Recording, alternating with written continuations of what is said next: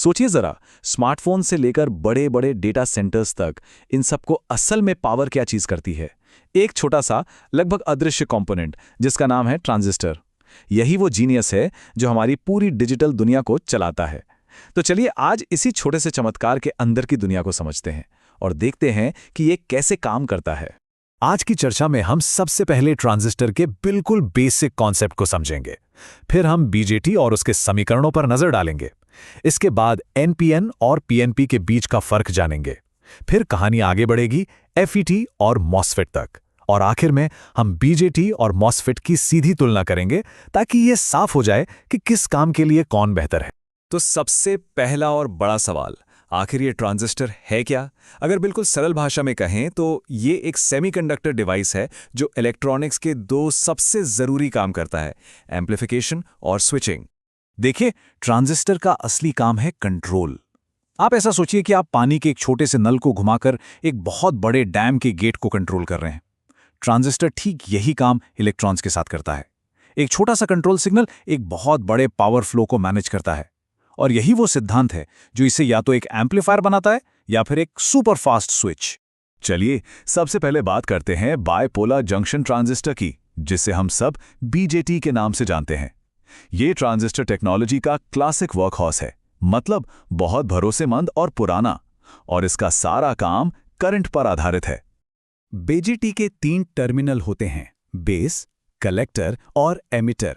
इसका सबसे बुनियादी सिद्धांत ये है कि बेस टर्मिनल में दिया गया एक बहुत छोटा सा करंट, जिसे हम आईबी कहते हैं, कलेक्टर और एमिटर के बीच बहने वाले एक बहुत बड़े करंट यानी आईसी को कंट्रोल करता है। बीजेटी का पूरा ऑपरेशन इसी एक समीकरण पर टिका है। यहाँ कलेक्टर करंट यानी आईसी लगभग बेस करंट यानी आईबी के बराबर होता है, जिसे बीटा नाम के एक पैरामीटर से गुणा किया जाता है। ये बीटा या करंट गेन असल में ये बताता है कि ट्रांजिस्टर बेस करंट को कितने गुना बढ़ा सकता है, और यही चीज इसे एक बेहतरीन एम्पलीफायर बनाती है।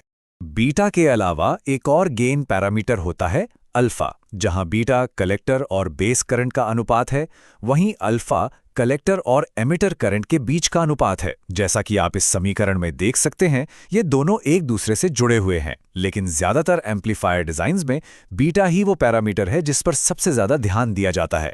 अब जरा इस ग्राफ को देखिए, ये बीजेटी के बर्ताव की एक बहुत ही खास बात बताता है। एक्टिव रीजन में अगर आपने एक बार बेस करंट यानी आईबी सेट कर दिया, तो कलेक्टर करंट आईसी लगभग स्थिर हो जाता है, भले ही कलेक्टर एमिटर वोल्टेज वीसीई बदलता रहे। इसी गुण की वजह से बीजेटी एक बहुत अच्छा करंट सोर्स भी माना जाता है। ठीक है, तो बीजेटी भी 2 तरह के होते हैं, एनपीएन और पीएनपी। ये दोनों एक ही डिवाइस के 2 अलग-अलग रूप हैं जो सेमीकंडक्टर लेयर्स की अलग-अलग व्यवस्था से बनते हैं। तो इन दोनों में फर्क क्या है? सबसे बड़ा फर्क है इनके चार्ज कैरियर्स में। एनपीएन ट्रांजिस्टर में नेगेटिव चार्ज वाले इलेक्ट्रॉन करंट को आगे बढ़ाते हैं, जबकि पीएनपी में पॉजिटिव चार्ज वाले होल्स, जो असल में इलेक्ट्रॉन्स की कमी होते हैं, वो मेजॉरिटी कैरियर होते हैं। इसी फर्क की वजह से करंट के बहने की दिशा भी उलट जाती है, जिसे सर्किट सिंबल में तीर के निशान से दिखाया जाता है। ये डायग्राम दिखाता है कि एक पीएनपी ट्रांजिस्टर के अंदर असल में हो क्या रहा है। आप देख सकते हैं कि होल्स और इलेक्ट्रॉन्स कैसे बह रहे हैं। एक एनपीएन ट्रांजिस्टर में भी बिल्कुल यही फिजिक्स काम करती है, बस चार्ज कैरियर्स की भूमिका और वोल्टेज की पोलैरिटी यानी प्लस माइनस उलट जाती है। अभी तक हमने बीजेटी की बात की, जो करंट से कंट्रोल होता है, लेकिन ट्रांजिस्टर की एक पूरी अलग ही फैमिली है जो एक दूसरे सिद्धांत पर काम करती है, वोल्टेज कंट्रोल, और ये है फील्ड इफेक्ट ट्रांजिस्टर, या जिसे हम एफईटी कहते हैं। फेट का सारा खेल फील्ड इफेक्ट पर आधारित है, मतलब एक टर्मिनल पर लगाया गया वोल्टेज एक इलेक्ट्रिक फील्ड बनाता है, और ये फील्ड डिवाइस के अंदर करंट के रास्ते की चौड़ाई को कंट्रोल करता है, बिल्कुल वैसे ही जैसे एक मैग्नेटिक फील्ड लोहे को बिना छुए खींच लेता है।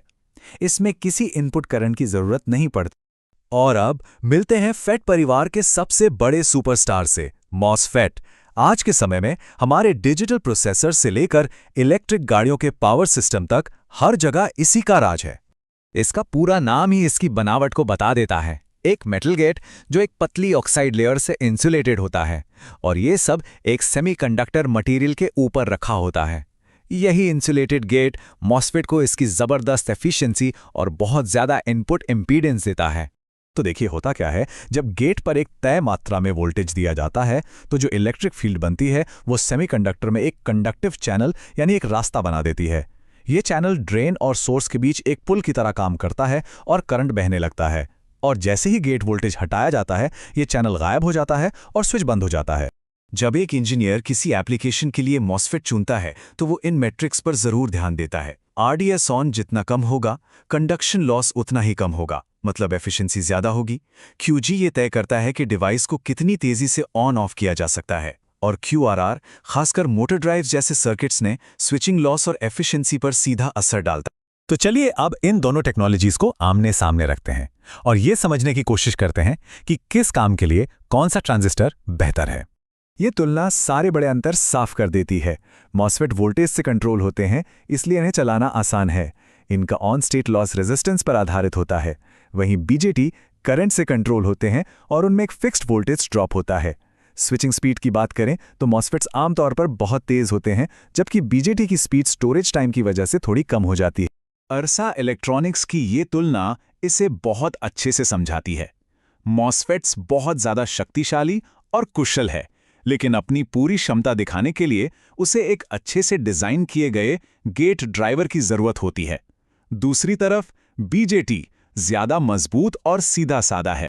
तो निचोड़ ये है कि अगर आपका लक्ष्य high frequency high current power switching है, जैसे पावर सप्लाई या मोटर कंट्रोलर में, तो वहाँ मॉसफेट का कोई मुकाबला नहीं है।